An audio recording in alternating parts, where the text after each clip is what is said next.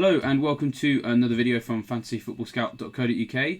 It's a Friday deadline, the last one of the season, thankfully. But obviously that means that it's Friday afternoon. We've had loads of press conferences today. You guys have got loads of decisions to make on your transfers to Gameweek 37. So we're bringing you the live and up-to-date news from the team news and the press conferences that we've had this afternoon, which Neale has been watching. So welcome Neale. Here we are, the final Friday night deadline of the season. It's a good place to be. Just this is the last one finally. Yeah, thank God. I absolutely hate these. I mean, not just for from a professional point of view, but it leaves you with less time to get your team in order, doesn't it? For the coming game week. I always set aside Friday nights to sit down and do some research, but it's not so good when it's a 7 o'clock deadline. But I think we've got through most of the press conferences to date. There's obviously one exception which happens every week, and that's Gracias, which is embargoed till 5 p.m. But I think we've got the headline news from the other 19 anyway. Lovely. Yeah. Well, let's get cracking. Let's start with Man United. I think is the key one to start with this week because their fixtures are looking really nice.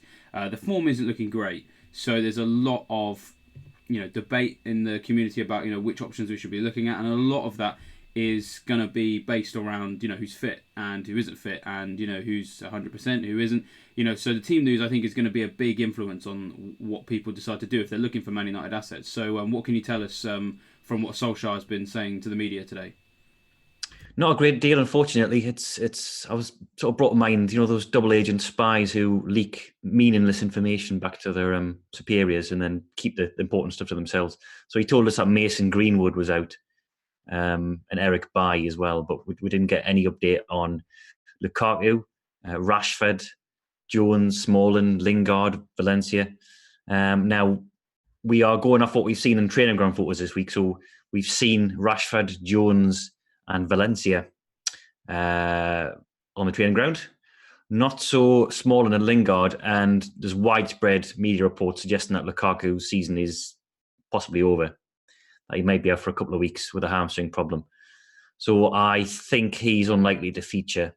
There wasn't a concrete update from Solskjaer ruling him in or out, but it does seem, it's been widely reported by multiple sources now that he isn't going to feature. So I think he is unlikely to play on Sunday at least. Apart from that, unfortunately, we can't tell you much. As we say, going off what we've seen on training ground, really. Valencia's an interesting one, actually, because he's out of contract this summer and he's expected to leave, so you'd expect a farewell appearance, but that might come in Game Week 38 against Cardiff, because that'll be the game at Old Trafford. So it might still be Shaw and Young this week at fullbacks. But yeah, unfortunately, plenty of flags left for Man United and unlikely to be resolved by 7 p.m. tonight. Yeah, it is definitely a very frustrating one. And I think the thing that struck me about this particular press conference was that Solskjaer has largely been quite forthcoming with certain injuries, or at least he was at the beginning when he first came in, and that was really, really helpful. But do you think that these comments he sort of made about Lukaku, because as you said, they've sort of widely been reported in the media. We were picking up stuff from the Times and some of the national newspapers that was saying that he's out for the whole season. And then we've got this comment from Solskjaer that sort of almost feels almost Mourinho-esque. It's quite strange. Yeah. He's basically said there's no point in me giving you any insights. I reckon that you've got that from wherever you get it from. Perhaps a little stab at the people that may be leaking some team news, that sort of thing.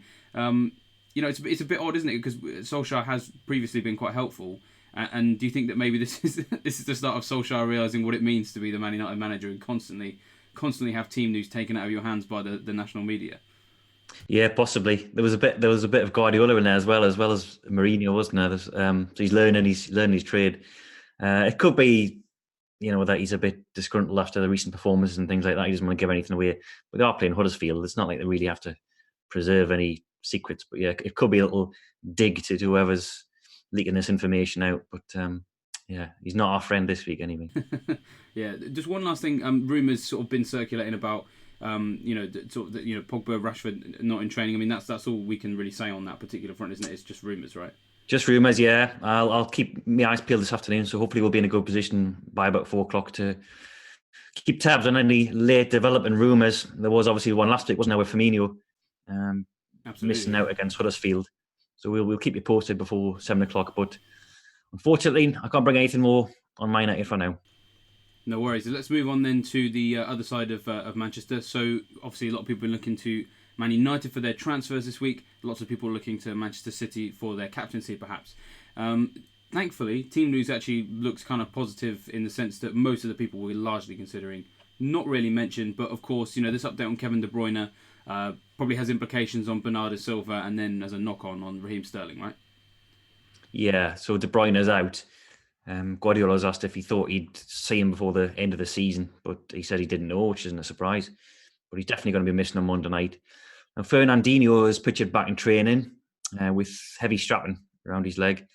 Now, he was also asked about that, Guardiola, and he said, again, I don't know. He's been in the gym, and the fact that he's been on the training ground is a positive, but he couldn't offer anything definite. So, yeah, Bernardo Silva's position might hinge on whether Fernandinho's fit. Because if he isn't, then Gundogan's going to be playing in that anchor role in the midfield three. Bernardo Silva will continue on the right-hand side of that. If Fernandinho is fit, then that gives Guardiola the option to play Gundogan, Fernandinho and David Silva in the midfield three and push Bernardo Silva further forward. But unfortunately, we won't get any more information now until it's the Monday evening kickoff. So they've still got 3 days to recover, to do a bit more training. And there is only 2 games left of the season. So we'll see. It is probably the trickiest fixture remaining, home to Leicester. And if Fernandinho's got any chance, we wouldn't take a risk on him. He's preserved him in the past couple of months, but this is the fixture, really, isn't it? If they get over this, then I expect them to roll over Brighton in Gameweek 38, I think. Yeah, absolutely. This is definitely the tougher fixture, and it's possibly the same for Liverpool as well. They're away at Newcastle, and you mentioned obviously earlier Firmino last week. Late news coming out sort of around 4 or 5 o'clock that he wasn't going to play, that he had this injury. We got an update from Klopp on this one? Do we know any more about if he's going to be back for this particular game? Because he's a big part of what Liverpool do, and quite hard to replace, really, isn't he, in terms of what he brings to the team? Yeah, we saw that on Wednesday night, didn't we? When Alden was played as the false 9, and it didn't really work. Can't really blame him for that or Klopp, because it was needs must. Firmino came on for the last, I think it was 10 minutes of that game. So fit enough to be involved, not fit enough to be risked from the start. And Klopp was asked about him this morning, and he said, "We will see. We will see." So that's all we have on that. Now that was a question based around whether he would start. So I think he'll definitely be in the 18-man squad. It's just whether Klopp thinks he's ready, because it was only 7 days ago that this first broke. So he made a very swift return on Wednesday, and it's less than 72 hours between that Barcelona game and Newcastle away. So not much time for Firmino to get any fitter. But they do have these low intensity training sessions at this time of the season, so don't think he'd been put through the mill. So yeah, that's about the only noteworthy concern for fantasy managers, although Naby Keita is going to be out for the next 2 months, so that's his season over. He's got a high-grade adductor injury, so that's one less body in the centre midfield.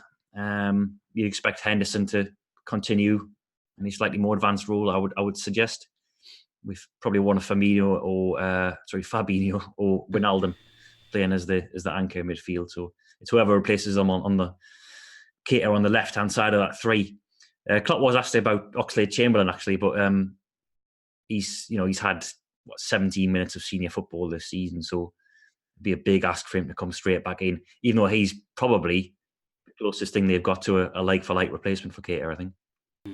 Yeah, I mean that line in there you mentioned about perhaps maybe that gives Henderson a better chance of starting a couple of games. Obviously, potentially interesting at this sort of time of year. You're looking for differentials, and recently, discovered that advance role for Henderson is actually bringing him some fantasy returns, which is quite nice for someone who's 5.3. I think he is still helping out. He's helping out Salah as well, making him more of a goal threat, which is good. Yep. So yeah, maybe that's sort of a blessing in disguise that maybe Henderson's going to play some more football. The only other thing just on this particular fixture, there's a bit of an update on Newcastle, because obviously we know Almiron's out for the season. There was a doubt over Perez, so for people looking at sort of the other end of the pitch for Liverpool assets, your Alexander Arnold's and your Robertsons. Update on what we can expect from Newcastle. At both ends of the pitch, really. We've got an update from a few players, haven't we? Yeah, we have. So Lascelles and Perez are fine in Benitez's words. So they look like they're going to return straight back into the team. I think Lascelles will displace Fernandez and Perez will just resume that role behind Rondon. I should just say, actually, going back to Liverpool, that obviously Alexander-Arnold, for those who didn't watch, I'm sure that everyone knows, but he was benched in midweek. So we fully expect him to come back in for Gomez at right back. Yeah, Newcastle, I think only now, apart from the long-term injuries, they got a fresh doubt over Yedlin, but he's been out the side anyway the past 3 weeks. So, Newcastle at near full strength with the exceptions of Almiron and Lejeune. Yeah, so I mean that's probably a slightly better shape than we're perhaps anticipating. So Newcastle certainly will be able to give Liverpool a stern test, I'm sure. And obviously you mentioned about Liverpool and rotation involving the Champions League. The other team obviously involved still in that tournament and the Premier League is Spurs. We've had an update today on a few players in terms of who's fit and who isn't. It looks like more of the same, I imagine, in terms of what he has available to rotate. But he's given us a nice little clue about how he's approaching this fixture, because of course if they don't win the Champions League, which is looking probable, I would suggest, because Barcelona look like the favourites, they do need to finish in the top four. So this game's very important for them, isn't it? Yeah, I mean he made similar noises to what he did last week before the West Ham game, saying that we can't take our eyes off the Premier League. The Champions League still has to wait now until next Wednesday it is against Ajax, and the fact that they have got these 2 extra days recovery, what Liverpool don't have. So they played their first leg on Tuesday against Ajax. The second leg's not on next Wednesday. So there's 4 days either side of this game against Bournemouth. So the longer term or medium term injuries are still the same, really. So Winks, Aurier, Lamella, and Kane, the 4 absentees. Vertonghen looks very unlikely to play. I would suggest he hadn't got a concussion. The test come back negative, but the advice on Thursday, which came after Pochettino's press conference, was for a brief period of rehabilitation. So I would think that they're not going to risk him, given what happened on Tuesday night with all the hubbub about whether he should have come back onto the pitch and stuff like that. So they're actually well stocked for defensive options, with the likes of Juan Foyt and Ben Davies and people like that. It's just further forward where he hasn't really got the bodies to rotate with. We were discussing the same thing last week, weren't we, before the West Ham game? They've got Sissoko back. He came on as a sub for Vertonghen on Tuesday, so he might play. But he's not really the type of midfielder you'd be rotating, for example, Eriksen with. He's more the lung busting box-to-box midfielder. Eric Dyer might come back in, but I think it'll be a fairly strong team again. Son Heung-min will probably the most confident of predicting his start, because he was suspended in the first leg against Ajax. And I would expect at least 2, possibly all 3 of Eriksen, Ali, and Moore at the start this week, I think. Because as you say, still a lot to play for in terms of sealing the top 4 spot. And they've got, I think, is it Everton on the last game, which is no that's right, no easy test. No. So this is the time to get it done, see it over the line, and get their top 4 place secured for next season. Yeah, absolutely. So obviously that sort of covers off some of the teams that we perhaps may be worried about rotation because of the Champions League. There are some teams, and there's noises coming out of them suggesting that they're going to rotate because there isn't really that much to play for. They want to rotate and give some other players a few chances. Wolves and Southampton seem to be the 2 teams that we're getting hints, there. Do you think you have an idea of how extensive the rotation at Wolves and Southampton could be? Because obviously they're 2 clubs that we're all quite invested in. Huddersfield are going to be away at Southampton on the last day of the season, for example. Wolves are playing Fulham this week. So, they're teams that we're quite invested in, aren't they? Yeah, exactly. So just full disclosure, I haven't seen Santo's press conference yet. That was at 1:00, and we wait for the files to come on our system. What we do know is that it's a fully fit squad for Wolves. So he's got everything to choose from. Now, he was quoted in the Express and Star yesterday. I think we actually mentioned this, didn't we, on the captaincy video? That's right. Yeah.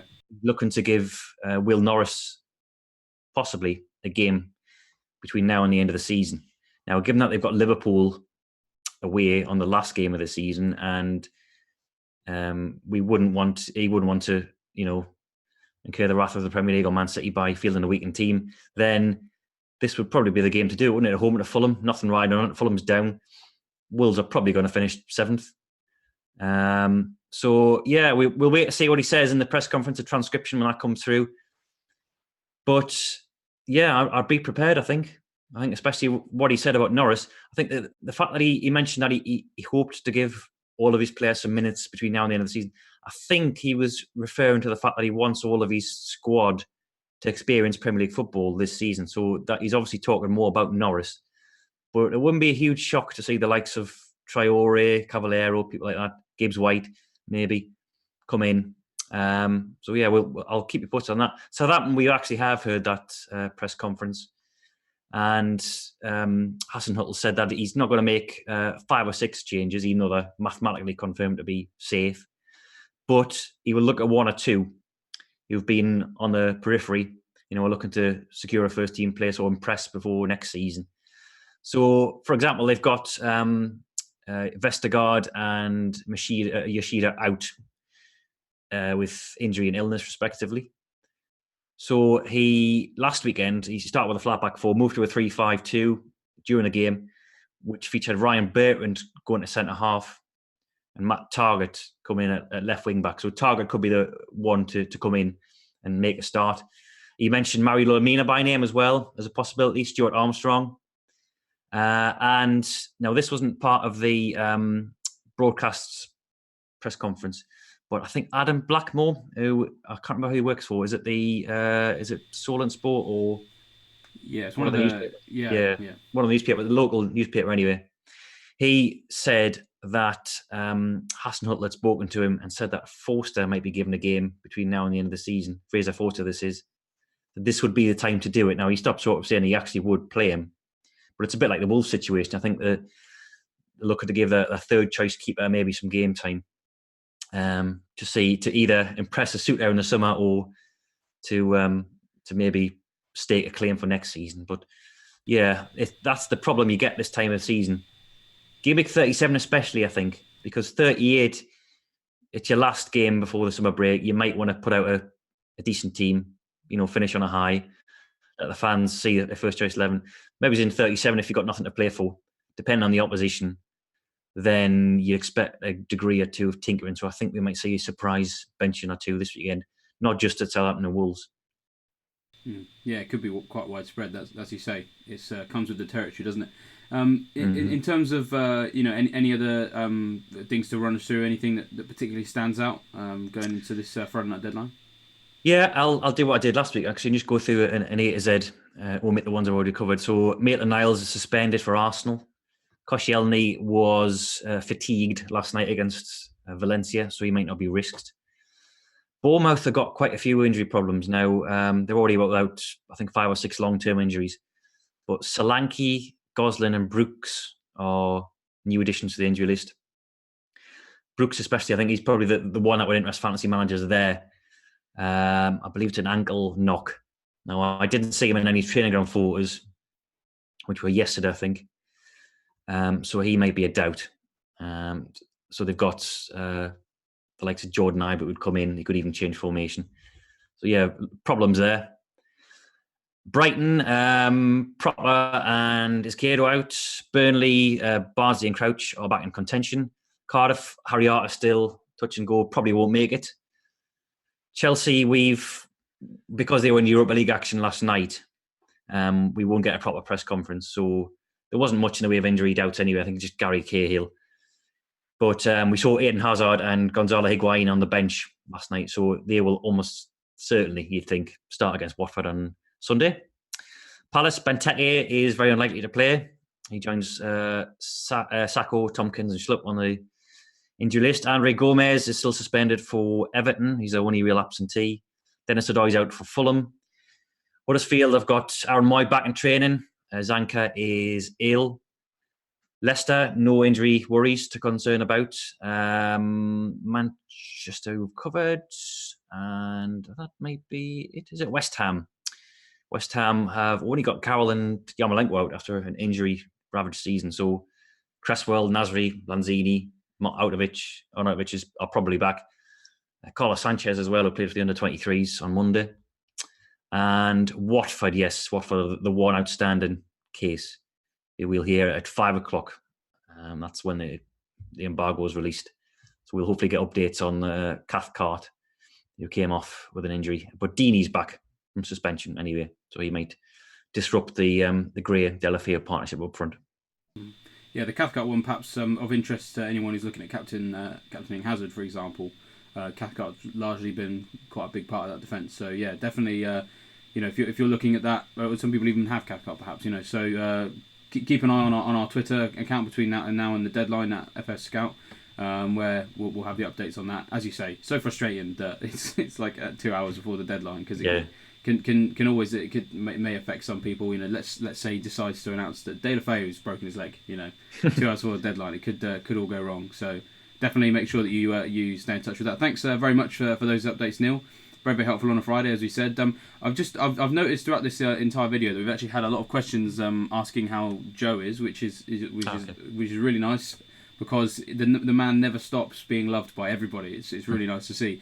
We gave an update on Joe on the Scoutcast the other night, because he has managed to make some level of contact with us from his hospital bed. So I figured, just because we've got so many people asking, I'll just read it out again so that people are aware of what he's been able to say. So he said, "Hi, this is Joe from my hospital bed. I understand there's been lots of kind messages asking after me. It's been great to hear. Really appreciate your support. I'm sorry I can't reply directly at the moment. I'm facing a massive challenge, and all my energy is focused on getting better and triple captaining Aguero against Leicester." So a lovely little message from him this week. He's as I said, in fit enough state to get in touch, and to also be thinking about his fantasy team as well, which is nice to hear. So hopefully that's some nice news for people to take some solace in on this Friday afternoon. So as we said, keep an eye on our Twitter and our website over the next few hours as the deadline closes in. And good luck with your transfer decisions and your captaincies, and we will see you on the other side. Yep, good luck everybody.